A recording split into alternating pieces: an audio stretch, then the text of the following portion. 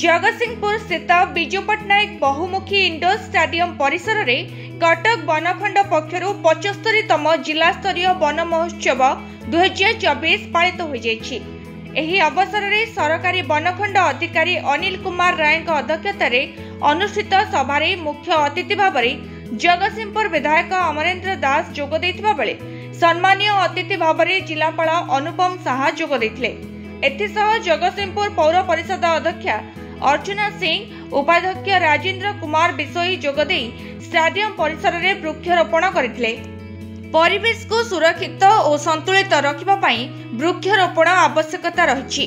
वृक्षरोपण पई सरकार पक्षरु मां पई गछटिए योजना आरंभ होइछि।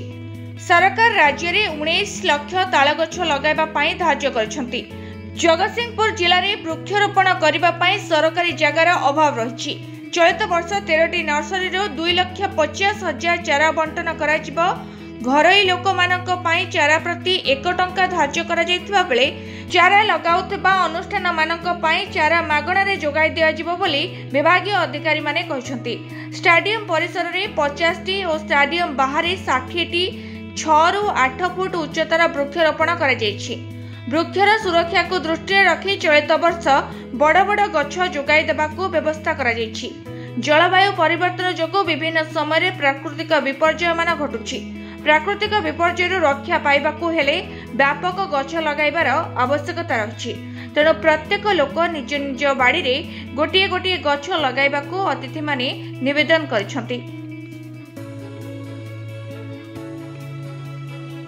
75तम वन महोत्सव आज पालित है।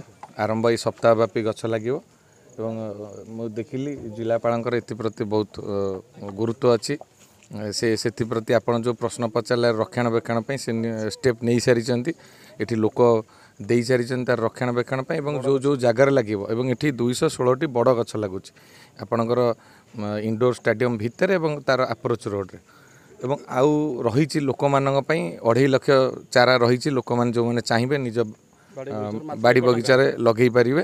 तेणु ए सरकार निष्पत्ति नहीं आउ गोटे भी पदक्षेप जो ताल गछ 19 लाख ताल गछ ओडिशा लगे चाहिए। ताल गछ आपणकर जो घड़घड़ी लोकंर जीवन रक्षा करे एवं माँ पाई गछटी यही स्कीम आमर सरकार आरंभ करिसेंती। सेथिपई समस्त को अनुरोध करुच्ची आपण माध्यम समस्ते निज बारी रे हो आपण अंचल थिबा जगार हो सरकारी जमी हो अनुष्ठान हो समस्ते गछ लगांतु।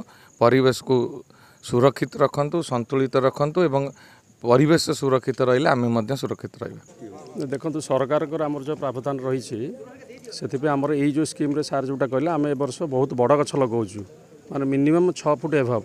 देखो तार सुरक्षा में विशेष किसी आमको कष्ट हम ना कि आमर जो प्राक्टिस रोला आगुरी कि सरकार ताको चेंज कर बड़ा चारा लगुच 3 वर्ष है। तेणु से समस्या विशेष ना तेणुक आमर ये जो प्लांटेसन रोचे तार 3 वर्ष मेन्टेनान्स भी रोचे आमर जो आउट साइड कैंपस लगुच बांब गैबियन भी आज आपने देखुए आसी जाइए प्रोटेक्टेड करूँ से जो गछ लगेबू। तेणुक आमर भी लोक रे सुचारू रूप पानी देवे तार मेन्टेनान्स करेंगे। आउ जो ए वर्ष आपंकर जानते मुझे कहली प्रथम जगतसिंहपुर जिले में सरकारी जगार एतटा माने नाही संपद एत ना से राज्य सरकार तरफ आमर लोक मान 1 टंकार चारा बंटन करा जोटा अनुष्ठान फ्री। तेणु आपण मान माध्यम आम नवेदन करूँ यहाँ व्यापक सचेतनता करूँ लोक मैंने आमर जो जगतसिंहपुर जिले में जो कटक डिविजन जो ता भितर 13टा नर्सरी रही। यही वर्ष लोक मान बंटावाई आमर 2,50,000 चारार व्यवस्था कराई। समस्त को निवेदन करूँ माने आम करुचु आपण मान माध्यम व्यापक भाव आसिक गछ नियंतु एवं निज बाड़ी बगीचार लगातु अनुष्ठान लगे ताकू समृद्ध करूँ।